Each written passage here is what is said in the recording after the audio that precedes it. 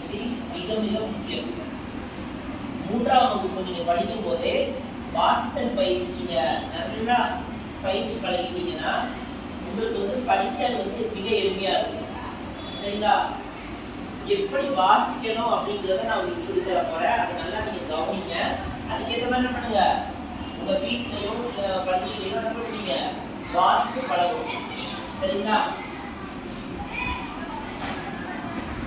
நாள் 27/11/2025 கிழமை வியாழன்.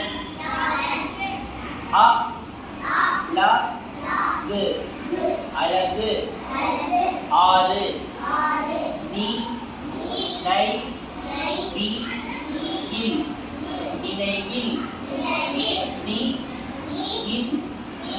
நின்றவை நின்றவை நினைவில் நின்றவை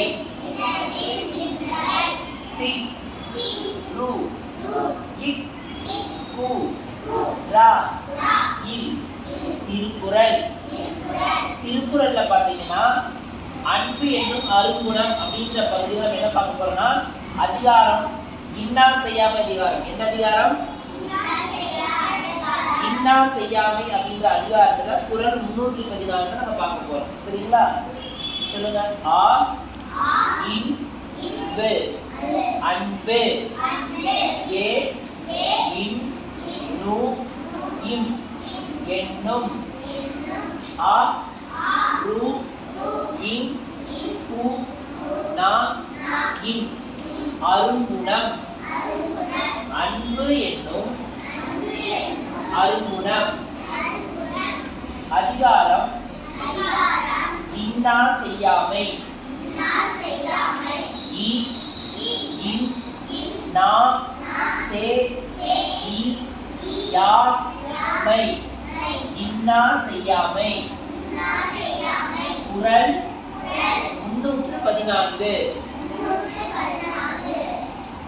இன்னா இ இன் நா இன்னா சே இ தா ரை செய்தாரை ஓ ரு இட் தா இல் ஒருத்தல் ஆ கா எர் நா ந அவர்நான. இன்னா செய்தாரை ஒருத்தல் அவர்நான. நான் இன் நா யா இம் நன்னயம் சே இ து செய்து வி தா இல் விடல் நன்னயம் செய்து விடல். இன்னா செய்தாரை ஒருத்தல் அவர்நான நன்னயம் செய்து விடல். திருக்குறள்ல பாத்தீங்கன்னா மேன்கே 4 சீர். 4 சீர் அப்படின்றது 1 சீர் 2 சீர் 3 சீர் 4 சீர். சரிங்களா? மேன்கே 4 சீர், கீழே 3 சீர். 1 சீர் 2 சீர் 2 சீர் 3 சீர். திருக்குறளோட அதிகாரங்கள்ல பாத்தீங்கன்னா மேல 4 சீர் இருக்கும், கீழே 3 சீர் இருக்கும். புரியுதுங்களா? திரும்ப சொல்லுங்க. இன்னா செய்தாரை ஒருத்தல் அவர்நான நன்னயம் செய்து விடல். இங்க பாருங்க, இதற்கான விளக்கம். சொல்லும் பொருளும் சோ இல் லு இம் சொல்லும் போ ரு ரு இம் பொருளும் சொல்லும் பொருளும் இ இன் நா இன்னா து இன் பா இம் துன்பம் இன்னா துன்பம் நா நு தா இல் நாணுதல் நாணுதல் பே இட் கா இட் பா து தா இல் வெட்கப்படுதல் நாணுதல் வெட்கப்படுதல் ஓ ரு இத் தா இல் ஒருத்தல் தா இன் தி இத் தா இல் தண்டித்தல் ஒருத்தல் தண்டித்தல். குழந்தைகளே இந்த திருக்குறளுக்கான பொருள் விளக்கம் பாருங்க. கு ரா இல் குறள் விளக்கம் பி லா இக் கா இம் விளக்கம் துன்பம் செய்தவரை தண்டித்தல் என்பது அவர்தம் செய்கையை நினைத்து அவரே வெட்கப்படும் படியாக அவருக்கு நன்மைகளை செய்தலாகும்.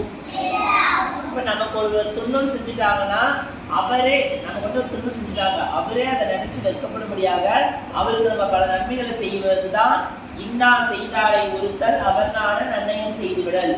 குழந்தைகளை இதை புரியுதா உங்களுக்கு? இது போலதான் ஒவ்வொரு திருக்குறளும் நீங்க படிக்கணும். இந்த திருக்குறளை படிச்சிடுறேன், அதையும் கவனிச்சிருங்க. கல்வியே நமது செல்வம்,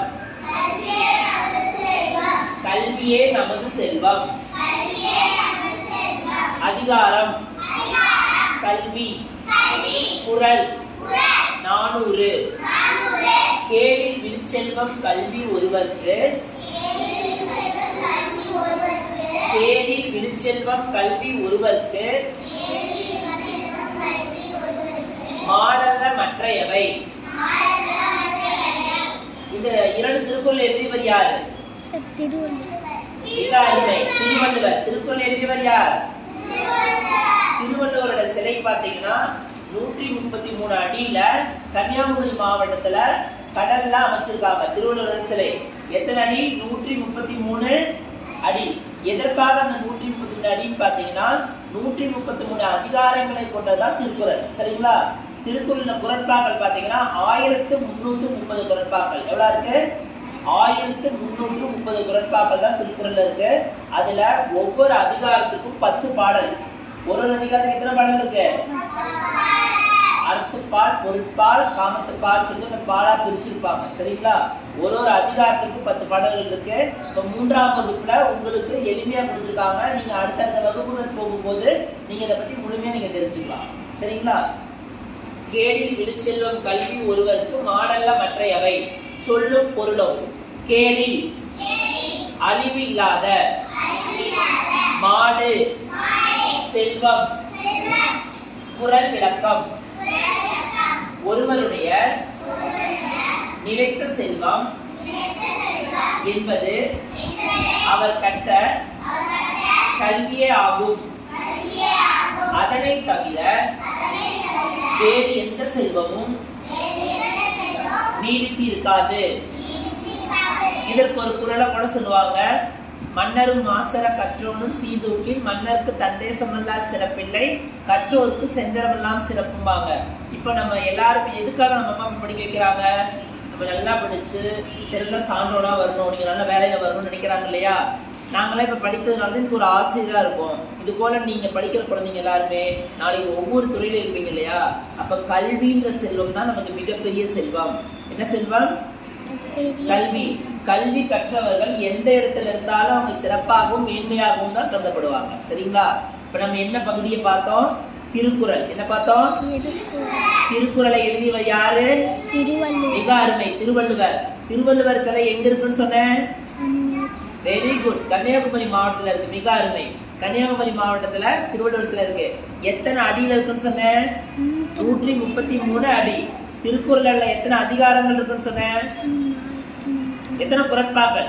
1330. எவ்வளவு இருக்கு? ஒரு அதிகாரத்துக்கு 10 பாடல்கள் சொல்லி 1330 குறட்பாக்கள் இருக்கு. அன்பு குழந்தைகளே, நீங்க நான் எப்படி சார் படிச்சு காட்டணும் அதே போல நீங்க என்ன பண்ணணும்? ஒவ்வொரு முறையும் நமது பள்ளியிலும் சரி வீட்லையும் சரி அதை எழுதி சேர்த்து படிச்சீங்கன்னா உங்களுக்கு படித்தல் பகுதி மிக எளிமையா இருக்கும். அதனாலதான் நம்மளோட எண்ணும் எழுத்தும் கல்வி புத்தகத்துல படித்தல் படிக்கட்டு இருக்கா, இருக்குங்களா? அதே மாதிரி ஒவ்வொரு பாடம் முடிஞ்ச உடனே பயணம் போனது இருக்கா இல்லையா, நமக்கு இருக்குங்களா? பயண பகிர்வு நம்ம அந்த லெசன் எப்படிலாம் போயிருக்கோன்றது எல்லாமே இருக்கு. நீங்க தயவு செய்து எல்லாருமே படித்தல் பகுதிக்கு முக்கியம் கொடுத்து தமிழ் இப்படி படிச்சிங்க இல்லையா, இதே போல தான் ஆங்கிலமும் படிக்கணும். இங்கிலீஷ் ரீடிங்கும் இதே மாதிரி தான். சரிங்களா? நன்றி குழந்தைகளே.